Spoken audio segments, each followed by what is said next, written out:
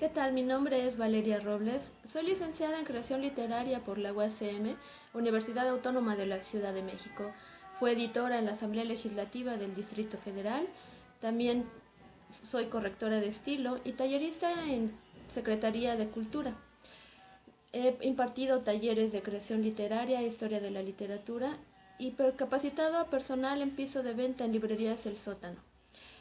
Como verán, mi amor son los libros, las letras, pero sobre todo las palabras. Quisiera hablarles un poco de lo que implica dedicarse a la literatura, además de leer.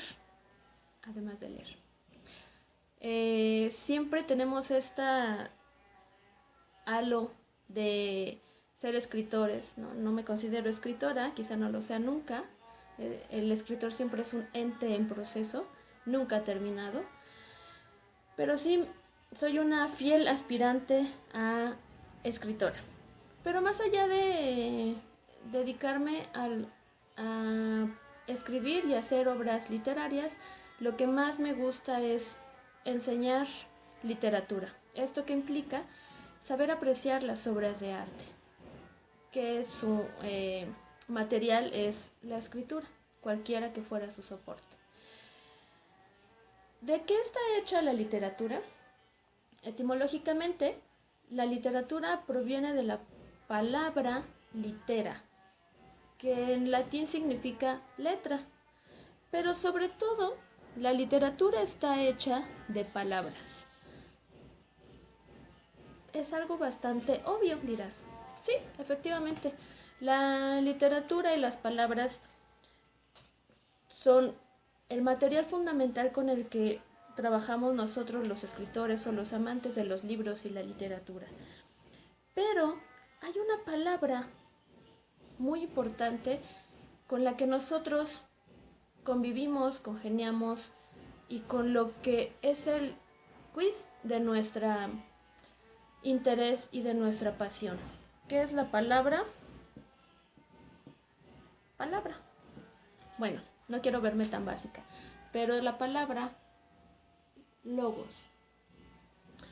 En griego significa idea, noticia, conocimiento, pensamiento. Es utilizada mayormente por la epistemología y la filosofía. ¿Por qué es importante para nosotros la palabra palabra? ¿Alguien recordará cómo inicia la vida en la Biblia? En el principio fue el verbo. No en el principio fue Dios, o el hombre, o los animales, o el algo. En el principio fue el verbo. ¿Por qué el verbo y no otra cosa? ¿Porque estaba más cerca? ¿Porque estaba de oferta? No. El verbo en general es lo que se dice. Viene también del latín verba, que es decir o lo dicho. Verba volant, scripta manent. ¿Qué significa este dicho en latín? Las palabras vuelan, lo escrito permanece. Por eso, para nosotros que nos dedicamos a la literatura, escribir es crear. Y tiene un sentido religioso, mítico, incluso algo más esotérico puede ser también el crear. A partir de la palabra somos, porque también nosotros llevamos un nombre. Somos quienes, como nos nombran, ¿no? Si no tuviéramos nombre, ¿seríamos? ¿Quiénes seríamos si no tuviéramos este nombre? El que poseemos, yo Valeria. ¿Quién sería si no fuera Valeria? ¿Y por qué soy esta Valeria y no otra Valeria? ¿Y por qué tú tienes tu nombre? A veces tenemos el nombre de familiares, de nuestro abuelo, de nuestro padre, de nuestra madre, que se ha heredado de generación en generación. Dirán, me hubieran heredado una propiedad y no el nombre y las deudas, ¿no? Y este carácter también, ¿no? Pero tiene que ver con un legado. ¿no? O con una historia de vida familiar. Esto es, el nombrar es crear. Seguramente, o muy seguramente, bueno, quiero creer que ustedes conocen la palabra poesía. Si nosotros decimos, es que me dedico a escribir, va a decir, ah, sí, es poeta, es quien crea palabras, es quien crea mundos. Pero, ¿qué significa la palabra poesía? ¿Qué es lo que nos hace ser poetas y no solo escritores? Poiesis. ¿Qué significa poiesis? ¿Ustedes conocen la palabra poesía? Está constituida de la palabra o del verbo crear, que es poien, más el sufijo sis, que significa creación, y a, que es cualidad. Cualidad de crear a partir de la acción de la palabra. Por eso poiesis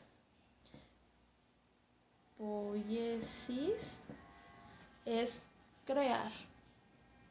Y de aquí se deriva la palabra poeta, que es el creador. Pero ¿quién es el creador?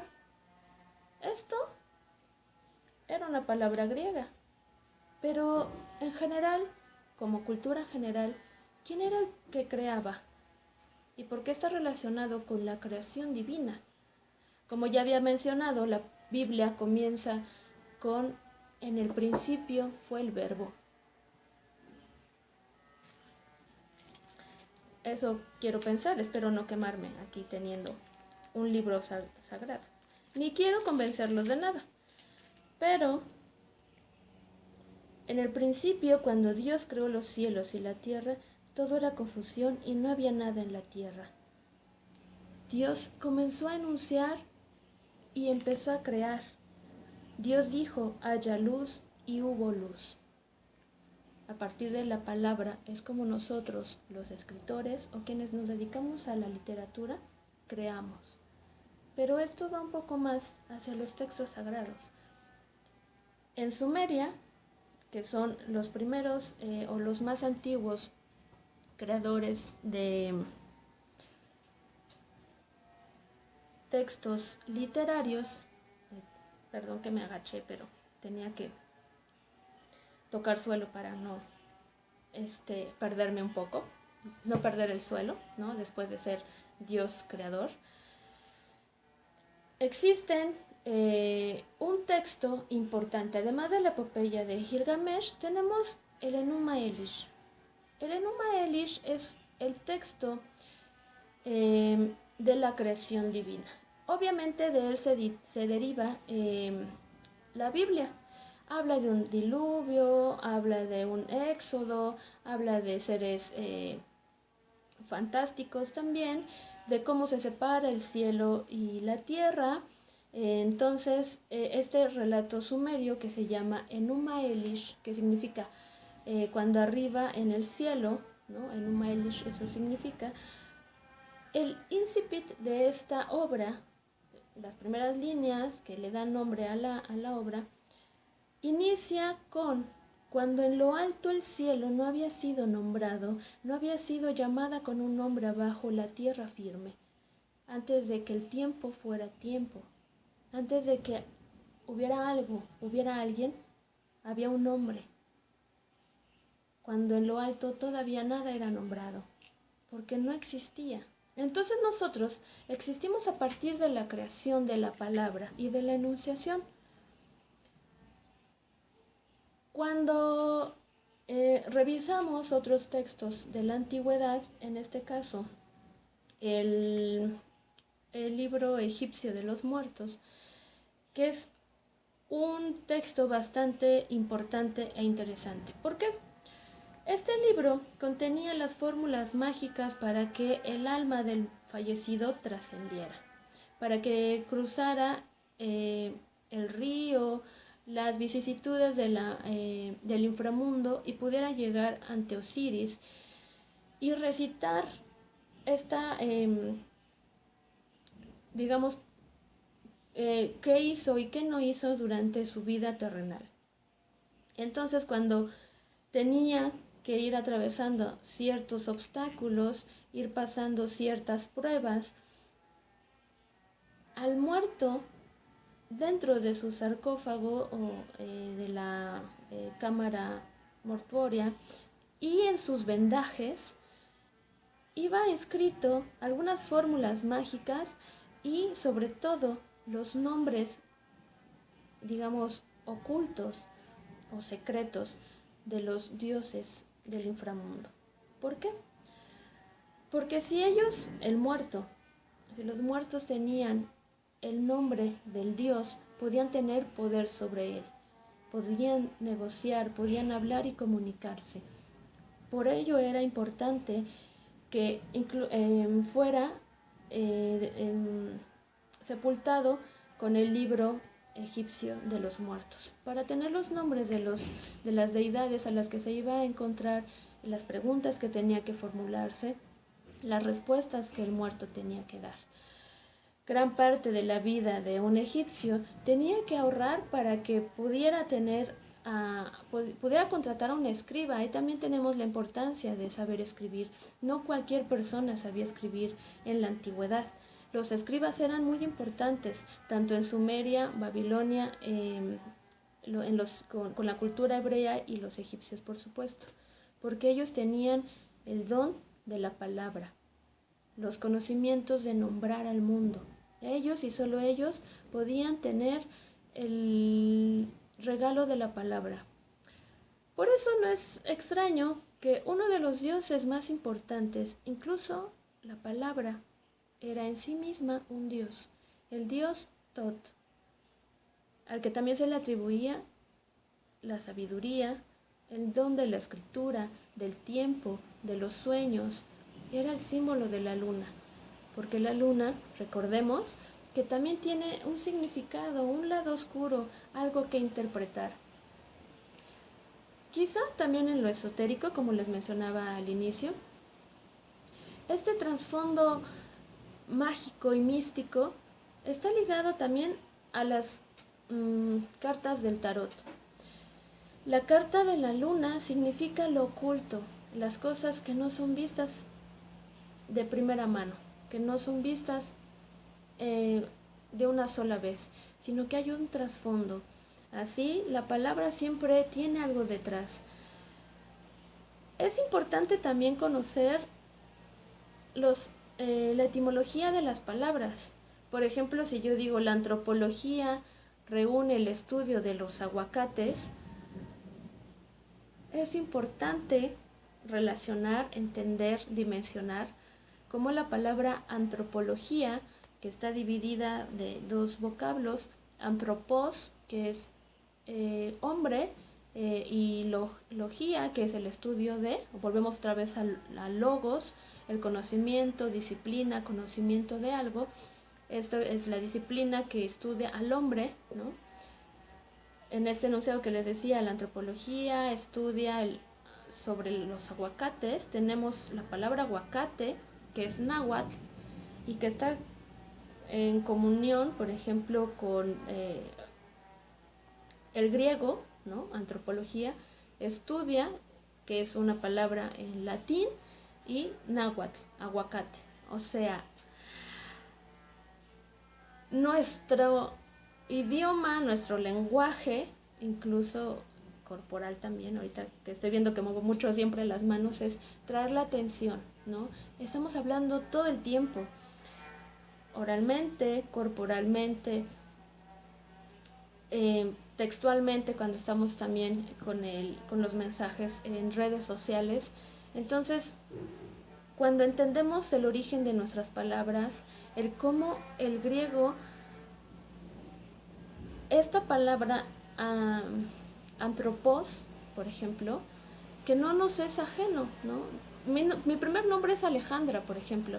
Alejandra significa la que aleja al hombre, por extensión, la que cuida del hombre. Qué nombrecito, ¿no? Pero bueno. Pero no me es ajena esa palabra, hombre, antropos.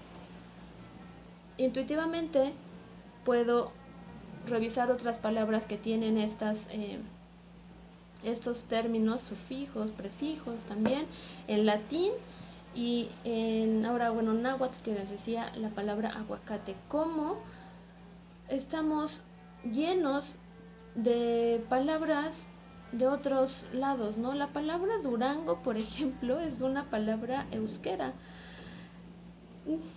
¿no? Me llama mucho la atención que fuera una palabra en euskera, que me parece que significa, ya me corregirán, ¿no? Se les queda de tarea, algo que hace la literatura es siempre hacer que se hagan preguntas, ¿no? Durango me parece que significa rodeado de cerros, ¿no? Es euskera. Nada que ver con español o latín o árabe, que también tenemos palabras como marrano, ¿no? No nos son ajenas, ¿no? Incluso si podemos escuchar alguna grabación en latín o italiano, no nos es ajeno del todo, puesto que el español es una lengua romance. Por eso es importante que, a mí me parece sumamente importante e interesante, el estudio de las palabras. La literatura hace un poco eso, el tener poder sobre algo, sobre nuestros mundos que creamos, ¿no?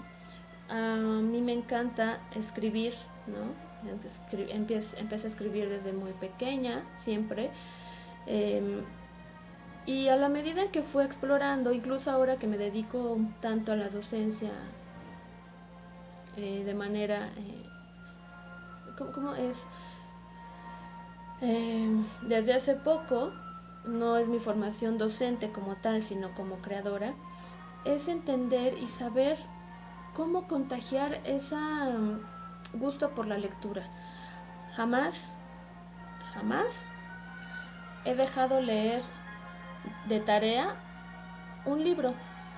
Me parece terrible el que alguien deje de tarea leer un libro, y más un libro clásico, a los jóvenes sobre todo, o niños incluso. Hace unos meses, a un alumno en su escuela le dejaron leer Momo. Para la edad de 12 años me parece entretenido y quizá adecuado, pero se deja de lado muchas cosas que ya como adultos a nosotros nos hace mucho ruido, ¿no? El leer el Quijote sin tener una guía, sin saber por qué el Quijote es importante o por qué Shakespeare es el símbolo de las letras inglesas, sin saberlo, solamente porque lo repetimos innumerables veces y no nos han dicho por qué, o conocer la riqueza de su obra. Dejamos de lado toda la riqueza de una obra literaria, y más todavía alejamos a un potencial lector de el mundo de la literatura, el mundo de la ficción, ¿no? Y esto tiene, ya para ir cerrando, eso también tiene que ver con la poca disciplina o del poco conocimiento y sensibilidad que tenemos a veces los adultos para acercar a los niños a la literatura. Siempre la lectura debe ser una invitación, no una imposición, ¿no? Decía Jorge Luis Borges, es como el verbo amar, no acepta imperativos. Y es real, ¿no? No es amar, no es ámame o voy a amarte, ¿no? Sino voy a hacer que te enamores de mí, quizá, o es algo que sucede, solo sucede, ¿no? Con la literatura es lo mismo, ¿no? Es leer porque quiero leer, porque me interesa, me gusta, encuentro un placer enorme en encontrarme en las lecturas, ¿no? Así que las palabras son importantes. Por eso, en los géneros literarios, por ejemplo, el número de palabras es lo que en algunos casos determina que sea una novela corta o un cuento largo. De alguna manera es una forma práctica de decir, si tiene tantas palabras o tantas cuartillas, ¿no? Pero tiene que ver más con cómo está constituido. Un cuento es como un reloj, no le sobran ni le faltan palabras. La novela es un poco más permisiva, pero tampoco aceptaría palabras infinitas, ¿no? También es en su justa medida. Entonces, volviendo a esto de la importancia de las letras y de las palabras, volvemos al Génesis, en el que Dios le dijo a Adán: creceos y multiplicaos, y llamarás a cada bestia y a cada ser por un nombre. Adán obedeció, y por ese nombre que él les dio, se tienen el nombre cada uno de estos seres creados por Dios. Entonces, Dios pudo haber creado a partir de la palabra a los seres en el paraíso, pero quien se apropió de ellos fue Adán mediante el nombre. Por eso es que a nuestros seres queridos, a alguna persona especial, la llamamos de cierta manera, de una forma cariñosa, ¿no? Incluso un apocorístico de su nombre, ¿no? Porque es la forma en que nosotros nos apropiamos de esa persona. Nosotros le decimos de tal o cual manera. Un tanto siguiendo la indicación de Yahvé que le hizo a Adán. Llama a cada ser vivo por su nombre, porque era su forma de apropiarse. Nadie le llama, por ejemplo, a su ser querido de esa forma como ustedes lo hacen, o son llamados ustedes mismos, como nos nombran a lo mejor nuestros padres de cariño, ¿no? Quizá ni siquiera utilizan nuestro nombre, ni un apocorístico, sino una manera cariñosa de decirnos, ¿no? Que solamente ellos nos nombran de esa manera. Porque la palabra era una cualidad y una pertenencia sagrada. Ya vimos con los egipcios, con los sumerios, con los griegos, que el poeta era el creador. Ya esta cualidad de crear, que le era inherente a Dios o los dioses en la antigua Grecia. Quizá ustedes recuerden cómo comienza la Ilíada, ¿no? Menina idea dea peleadea agileus. Canta, oh diosa, oh musa, la cólera del pélida Aquiles. Homero no dijo les voy a contar. Él era el medio, no el fin. Por eso se encomienda a la diosa, a la musa, para ser tocado por la inspiración. Inspirar, tomar aliento, para dar aliento y dar vida. Quizá los escritores aspiramos un tanto a ser Dios. Bueno, quizá incluso aspiramos a ser primero escritores, y los que ya se dedican a escribir y crear mundos sean un tanto eso, sean un tanto dioses, sean un tanto creadores de mundos, de seres, de circunstancias. A veces somos un tanto también despiadados con los personajes que habitan nuestras historias, y un poco también con nosotros mismos al recrearlas. Al construirnos a partir del diario, por ejemplo, una versión cada día de nosotros mismos.